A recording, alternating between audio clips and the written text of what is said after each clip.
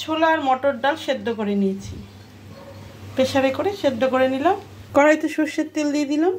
এবার এই যে আলুগুলো ছোটো ছোটো করে কেটে রেখেছি, এটা হলুদ নুন দিয়ে ভেজে নেব। হলুদ নুন দিয়ে দিচ্ছি, একটু লাল লাল করে ভেজে নেব। লাল লাল করে ভাজা হয়ে গেছে। এবার দিয়ে দেবো পেঁয়াজ কুচি,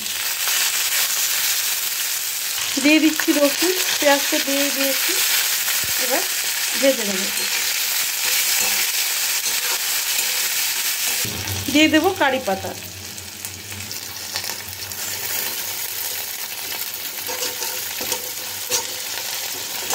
কাঁচা লঙ্কা, হিং দিয়ে দিলাম। সব একটু ভালো করে ভাজা হয়ে যায়, সুন্দর একটা গন্ধ বেরোয়। সব ভাজা হয়ে গেছে মোটামুটি, পেঁয়াজ আলু কাঁচা লঙ্কা একটু ভাজা হয়ে গেছে। এবারে যে সেদ্ধ করে রেখেছি ছোলার ডাল আর মটরের ডাল, এখান থেকে কিছুটা দিয়ে দেবো। দুপুরে তো ডাল খাওয়া হবে, এই ডালটাই করব, আর এখান থেকেই কিছুটা ডাল এর মধ্যে দিয়ে দেবো।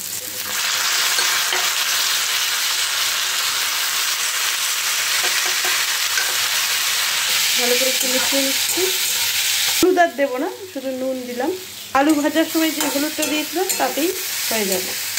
দিয়ে দিচ্ছি জিরের গুঁড়ো, জিরের গুঁড়ো দিয়েছি, একটু মিশিয়ে নেব।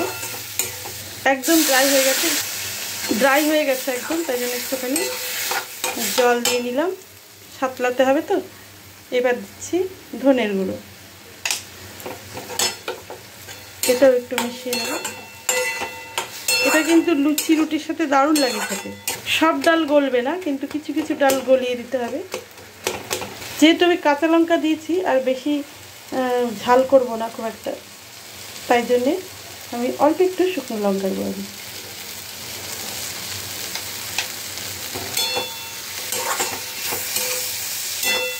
মোটামুটি আমার সাতলানো কিন্তু হয়ে গেছে। কিছু ডালও আমি গলিয়ে দিয়েছি, দেখতে পাচ্ছেন। কিছুটা ডাল গলিয়ে দিলে না ঘন হয়, আর কিছু গোটা থাকলে ওটা খেতেও ভালো লাগে রুটি লুচির সাথে।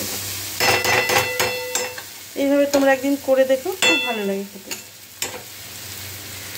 এবার দিয়ে দিলাম জল।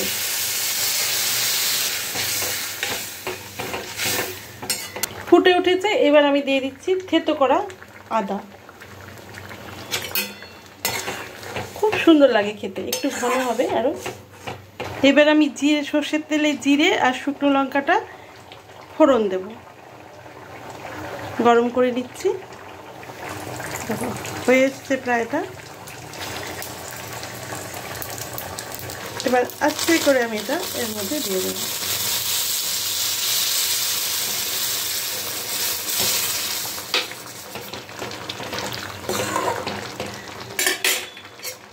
ব্যাস রেডি আমার রুটি লুচির সাথে খাওয়ার জন্য ডাল তরকা, ছোলার ডাল আর মটরের ডাল দিয়ে। তোমরা একটু চিনি দিতে পারো, খুব ভালো লাগবে। আমি দিচ্ছি না চিনি। আর একটু ঘি দেবো, এখন খুব সামান্য পরিমাণ একটু ঘি দিয়ে নিলাম। ব্যাস রেডি আমার লুচি রুটির সাথে খাওয়ার ডাল তরকা।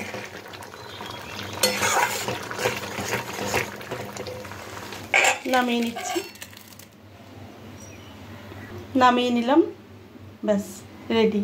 তোমরা ট্রাই করো আর কমেন্টে জানিও কেমন লাগলো তোমাদের। Thanks for watching. আর ভালো লাগলে রেসিপিটা একটা লাইক কমেন্ট আর সাবস্ক্রাইব করতে কিন্তু ভুলো না।